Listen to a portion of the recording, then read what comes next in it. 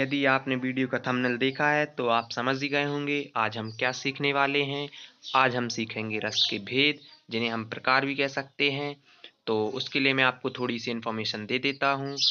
जो हमारे भरत मुनि थे, उन्होंने नाट्यशास्त्र में रस के 9 ही प्रकार बताए हैं तथा वात्सल्य को 10वां एवं भक्ति को 11वां रस माना है। तो इस वीडियो में हम रस के केवल 10 प्रकार ही समझेंगे, यानी कि वात्सल्य रस तक, क्योंकि भक्ति को अभी 11वें रस का दर्जा प्राप्त नहीं है। वात्सल रस को एमपी बोर्ड या एनसीईआरटी की बुक्स में दिया है।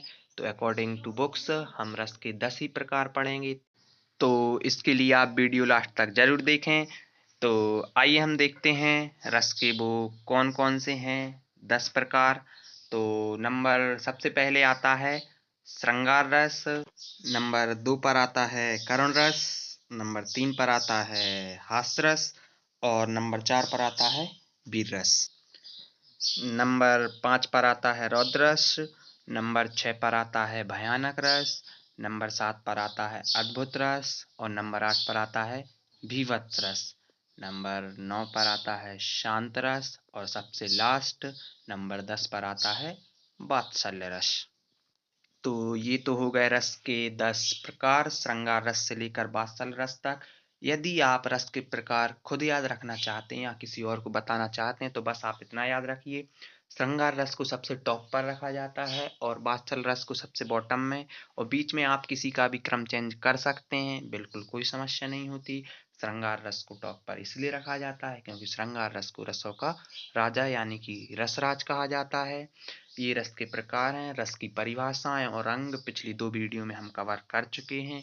यदि आपने नहीं देखी हैं तो डिस्क्रिप्शन में उनकी लिंक दी गई है, आप वहां जाकर देख सकते हैं। तो अब ये तो प्रकार होते हैं खत्म। अब एक क्वेश्चन बनता है कि स्थायी भाव एवं संचारी भाव में क्या अंतर होते हैं। यदि आप सोच रहे हैं स्थायी भाव एवं संचारी भाव क्या हैं, तो यह होते हैं रस के अंग, जो कि हम पिछली वीडियो में कवर कर चुके हैं। यदि आपने नहीं देखा है तो आप देख सकते हैं। यह क्वेश्चन बहुत ही महत्वपूर्ण है, यह एग्जाम में आता रहता है। तो हम देखते हैं कि स्थायी भाव एवं संचारी भाव में क्या अंतर होते हैं। पहला अंतर हम देखते हैं। पहला अंतर है स्थायी भाव उत्पन्न होकर अंत तक बने रहते हैं, जबकि संचारी भाव पानी के बुलबुलों की तरह क्षणिक होते हैं। स्थायी भाव यदि हमारे अंदर एक बार उत्पन्न हो जाए तो वह लास्ट तक बना रहता है, लेकिन संचारी भाव पानी के बुलबुलों की तरह, मतलब जैसे हम कुएं या नदी में पत्थर फेंकते हैं ना, तो बुलबुला थोड़ी देर के लिए दिखता है और फिर खत्म हो जाता है। तो संचारी भाव, तो यहाँ पहला अंतर खत्म होता है।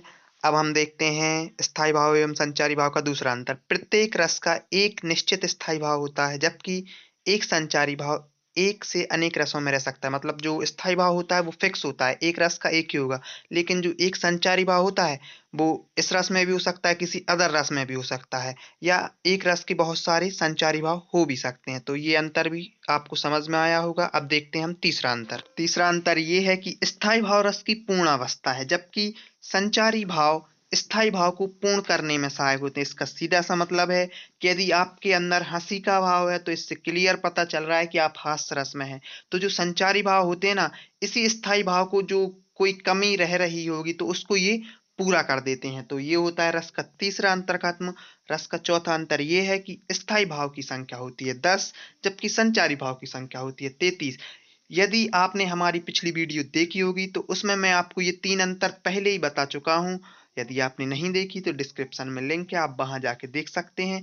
उम्मीद करता हूँ आपको वीडियो पसंद आई होगी। यदि पसंद आई है तो आप लाइक शेयर एंड सब्सक्राइब कर सकते हैं, और कुछ अच्छा पढ़ने के लिए आप हमारे साथ जुड़ भी सकते हैं। और यदि आप इसकी पीडीएफ चाहते हैं तो डिस्क्रिप्शन में डाउनलोड पीडीएफ करके एक लिंक दी गई है, आप वहां पर क्लिक करके इनकी पीडीएफ भी डाउनलोड कर सकते हैं। Thanks for watching, have a nice day.